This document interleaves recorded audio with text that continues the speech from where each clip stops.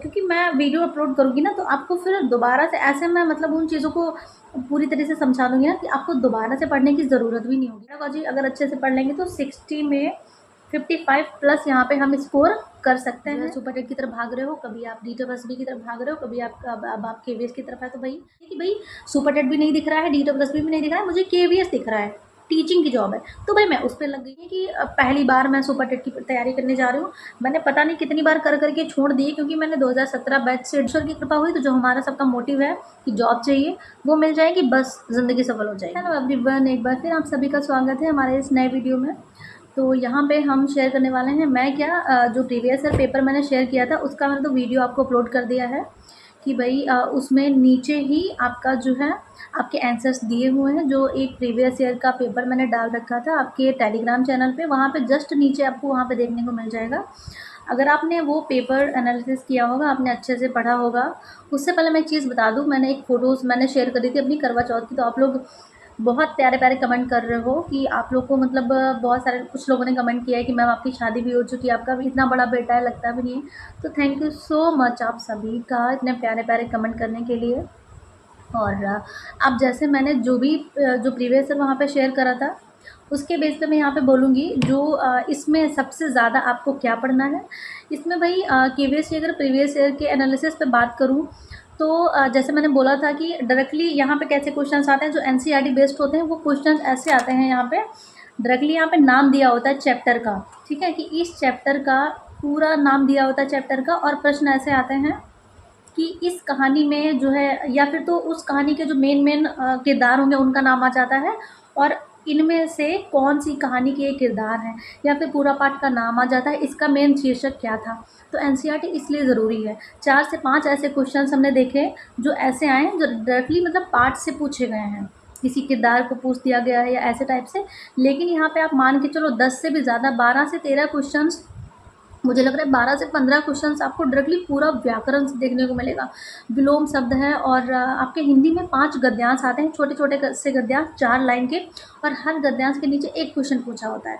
तो हिंदी में 5 गद्यांश ऐसे आएंगे जो एक क्वेश्चन पूछा होता है, उसमें से ईजिली आप निकाल लोगे, क्योंकि जब आप गद्यांश को पढ़ोगे तो पूछेंगे कि विवेकानंद ने उपर्युक्त गद्यांश में क्या बोला, या फिर इसका मोटिव क्या था, इसका जो है लक्ष्य क्या था, इस टाइप से क्वेश्चंस वहाँ पे आते हैं।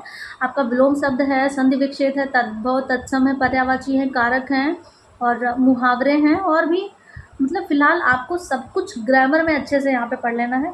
सेम ऐसे ही इंग्लिश में चीज़ें हैं, तो यहाँ पे हिंदी थोड़ा सा इजी रहेगी। बात करें अगर इंग्लिश की, तो इंग्लिश में थोड़ा सा ज़्यादा यहाँ पे पढ़ना पड़ेगा। रीज़न ये है कि यहाँ पे इंग्लिश का भी जो वेटेज है वो 30 नंबर का है।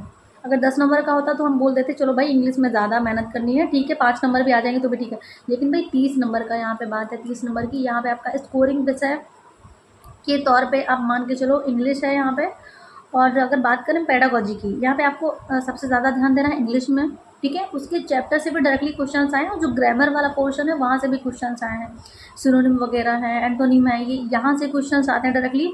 या फिर कोई एक शब्द दे दिया गया और पूछ दिया गया इसके नियरेस्ट कौन सा मीनिंग है, तो इस टाइप से क्वेश्चंस आते हैं। तो उसमें क्या है, वोकैब बहुत स्ट्रांग होनी चाहिए। तो यहाँ पे अगर प्रीवियस ईयर की बात करें तो पेपर बहुत टफ नहीं लग रहा है। और पेडागॉजी की बात करें तो पेडागॉजी तो बहुत अच्छे लेवल की लग रही है, अच्छे से पढ़ लो तो बहुत अच्छे। मतलब पेडागॉजी में ऐसे ऐसे क्वेश्चन आए हुए हैं कि व्यवहारवाद का क्या तात्पर्य था। आपको पता है जो आपकी पावलाव होते हैं, स्किनर होते हैं, थॉर्नडाइक होते हैं, CH हल होते हैं, और टालमैन है, वुडवर्थ हैं, ये सब क्या थे, इन लोगों ने क्या किया था, प्रयोग किए थे। किसी ने बंदर पे किया, किसी ने बिल्ली पे किया, किसी ने जो है, ठीक है, मतलब फ़िलहाल इन लोगों ने क्या किया था, एक्सपेरिमेंट किया था, प्रयोग किया था कि इसको देखे खोल पाएगा या नहीं।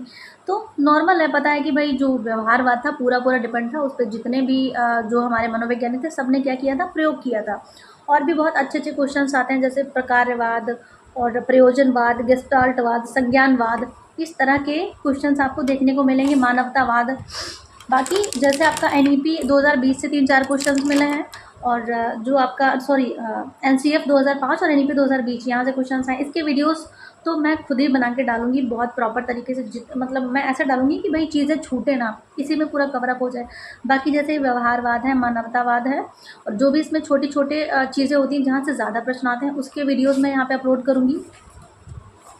और पहले मेरी चीज़ें पूरी हो जाएँ। अभी मैं सोच रही हूँ जो ये पेडागॉजी का सेक्शन है, ये मेरा खुद का नोट्स हो जाए और उसके बाद जो है इतना हुआ है अभी, उसके बाद जो क्योंकि मैं वीडियो अपलोड करूँगी ना तो आपको फिर दोबारा से ऐसे मैं मतलब उन चीज़ों को पूरी तरह से समझा दूँगी ना कि आपको दोबारा से पढ़ने की ज़रूरत भी नहीं होगी। इतने अच्छे तरीके से मैं व्यावहारिक तरीके से आपको बता दूँगी, तो आपको जो है दोबारा पढ़ने की ज़रूरत भी नहीं पड़ेगी। और उसके लिए मैंने जीन पियाजे और वाइगोत्स्की का वीडियो अपलोड करा था, तो काफ़ी लोगों ने बहुत अच्छे-अच्छे कमेंट किए, उनको लोगों ने पसंद किया, तो थोड़ा-सा मुझे वहाँ अच्छा लगा था।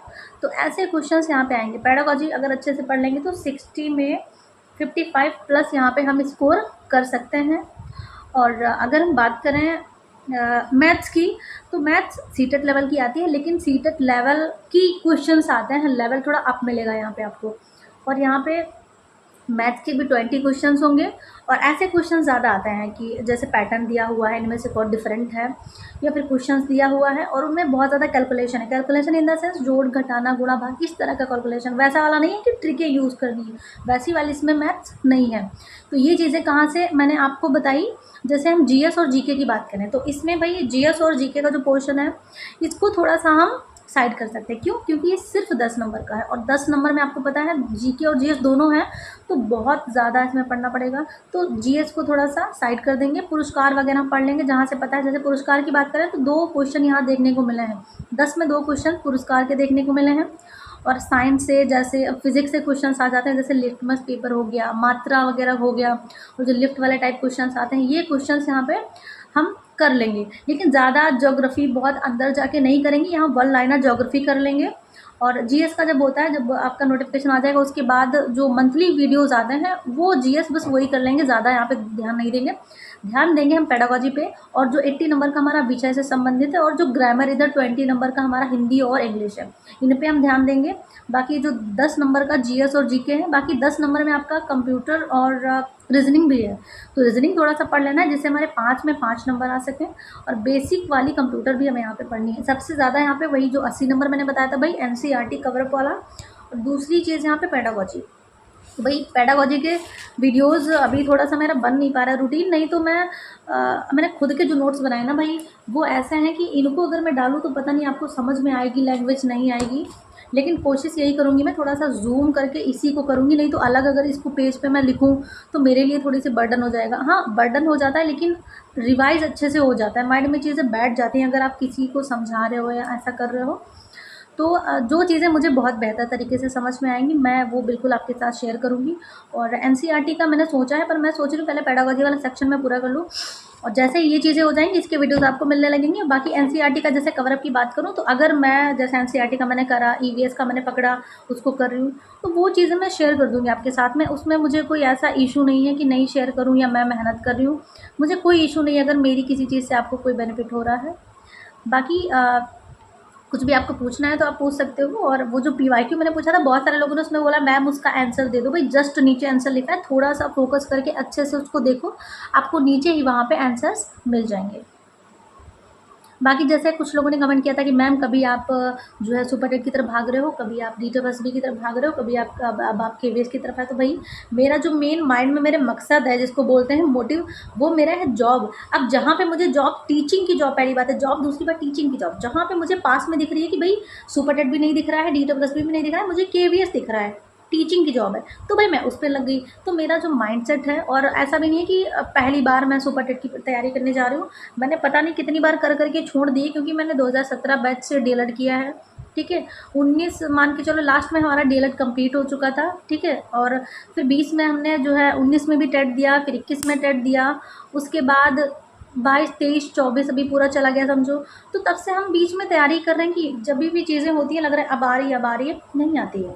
तो भाई जो चीज़ दिख रही है थोड़ा सा पास में, और टीचिंग की तैयारी करेंगे, पेडागोजी तैयार करेंगे, DTFSB हो या फिर BPSC में तो मुझे नहीं अप्लाई करना है, या फिर सुपर टेट हो, हर चीज़ के लिए तैयारी हो रही है भाई। रीजनिंग पढ़ेंगे, मैथ पढ़ेंगे, उसमें भी आती है। तो मेरा तो माइंडसेट ऐसा है कि अगर हम ये पढ़ रहे हैं तो ये टीचिंग एग्ज़ाम्स का है, और टीचिंग एग्ज़ाम में पेडागोजी है, चाइल्ड डेवलपमेंट है। हिंदी पढ़ेंगे तो भाई वही हिंदी तो सेम रहेगी ना सुपर टेट में, थोड़ा बहुत प्लस माइनस होगा, तो जो कम होगा वो बाद में पढ़ लेंगे। तो ऐसा मोटिव बना के चलना है कि भाई जो भी एग्ज़ाम है उसमें तैयारी करके बस फॉर्म डाल देना है, और ईश्वर की कृपा हुई तो जो हमारा सबका मोटिव है कि जॉब चाहिए वो मिल जाएगी, बस ज़िंदगी सफल हो जाएगी। तो कैसा लगा वीडियो ज़रूर बताइएगा और थैंक यू सो मच, आप लोग बहुत अच्छे कमेंट करते हो।